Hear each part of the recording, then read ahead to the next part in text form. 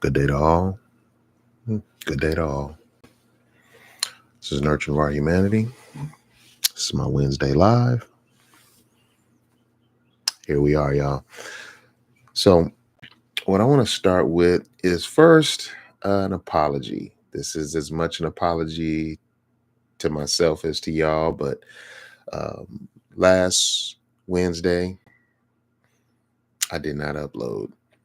And I really appreciate the people who recognized that and spoke on it. And you are correct. I did not upload last week, and it was my mistake. It was my bad.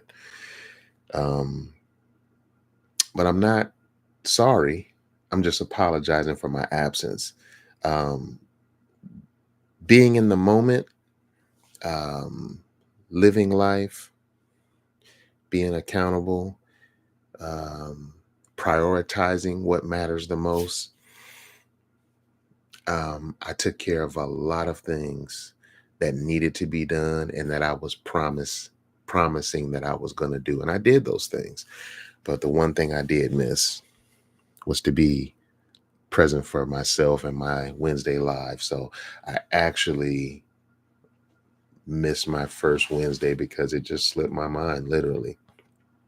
But I'm going to make up for it this week, and I'm going to give you a double dose of some good stuff.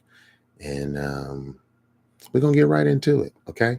So um, the thumbnail is accountability. Um, the title of this video is The Problematic Experience That We've Nurtured. Listen to the word usage. The problematic experiences that we've nurtured. This is about accountability.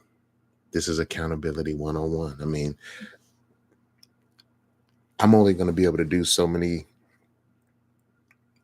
topics about things that are different, or let me just say this: the principles are going to align and be consistent.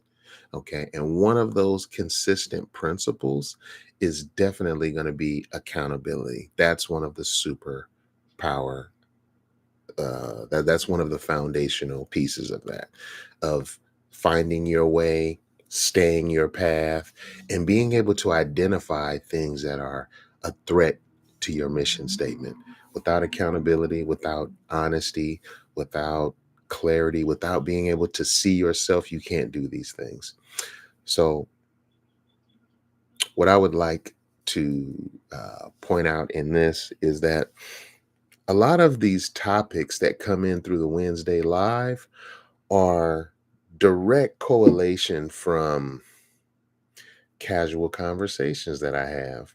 And I'll just be talking or advising or being complimentary or just being myself and being honest. And somewhere in there, we'll have a aha moment. And in the course of that aha moment, oftentimes I'll grab my phone out and write down notes. This topic came in that same way. And the way it came out in conversation was more like this. I'm going to give it to you slick and how it really came out in conversation. And when I told my nephew, when you're an unk, let me just point this little disclaimer. When you are a wise person that speaks to youth, people that are younger than you, more than 10 years or so, you're going to get the title of unk, and they're going to be your nephew. That just happens. Okay. But, with me having only nieces, I don't have any sibling wise. Believe me, the term nephew is really wide open. Okay. But my closest nephew, my truest to a nephew is my nephew Jojo. And that's my guy. You know what I'm saying? So, but anyway, let me get to this. So, um, in these casual conversations, um, working stuff out, ironing out things, sometimes something slick will come out. And I basically told my nephew, and this is just off the top of the head, was like, listen, man, when the negativity in your life or negativity is basically the answer to the math problem that you're creating. I'm gonna let that marinate for a second. The negativity that you're experiencing is the correct answer to the math equation that you are creating. I'm trying to give you the nugget here. This is about accountability, meaning that complaining about what you're going through is basically just saying, this is what's happening to me. But if you don't own the part where you actually built the math equation and the answer of it was the shit that you're complaining about, the universe is in perfect alignment. You have not accepted that you are the problem.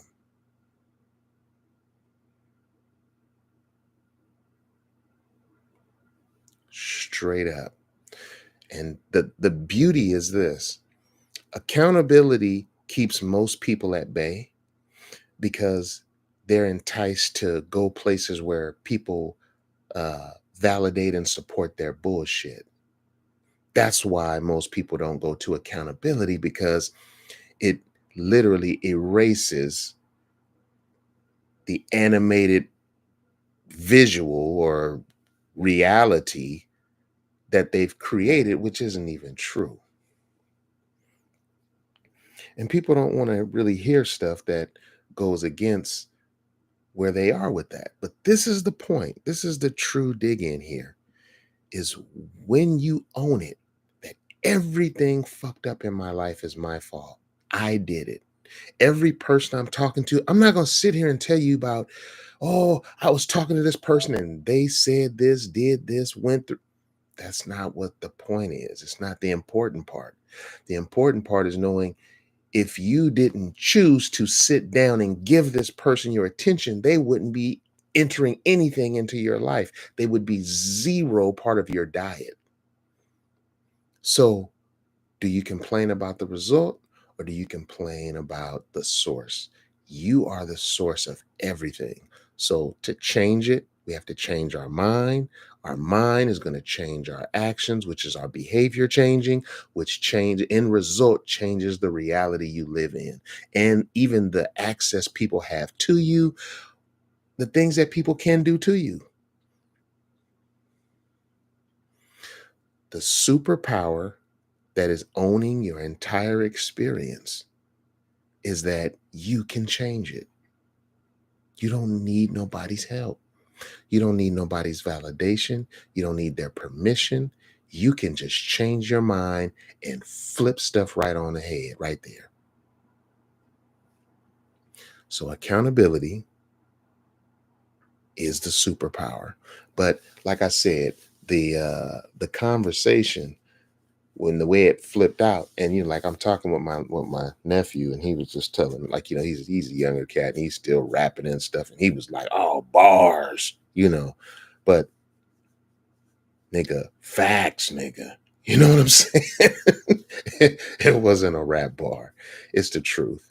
And the sooner that you realize that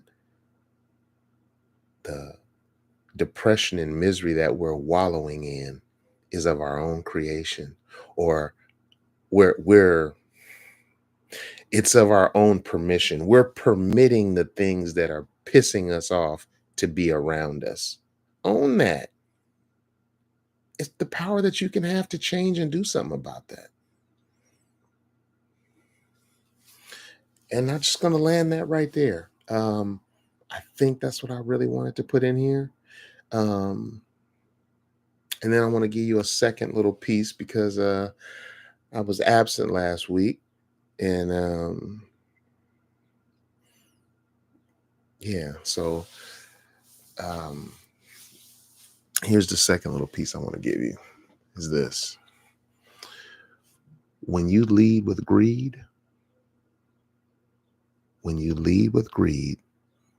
the never-ending chase of money and numbers continues indefinitely, infinitely, at least until the end of these systems come.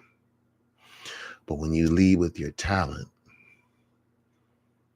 When you lead with talent, money and opportunities chase you. So be talented, my friends. Be talented and lead with talent. And I just picked up Snoop's new album, Snoop Dogg's new album. A good chunk of it. I listened through it. I buy my favorite songs. I'm all futuristic like that. I'm not buying the whole thing necessarily. I'm gonna flip through it. But this is the point. Um, the name of the name of the album is It a Crime? And in the title song, Is It a Crime? Snoop Dogg says something very prolific, and I want to just finish with that and step on up out of here. And he said basically, not taking full advantage of your talent, not bringing your talent to the forefront should be a crime. All right, so with that, I'm going to leave y'all. This is another Wednesday Live in the books. And I'm being accountable for missing last week, but I'm going to keep bringing it because this is validation of my mission statement and what I set out to do. But thanks for joining me. And until next Wednesday, I'll be accountable. I'll be here. Till next Wednesday. I'll see y'all then.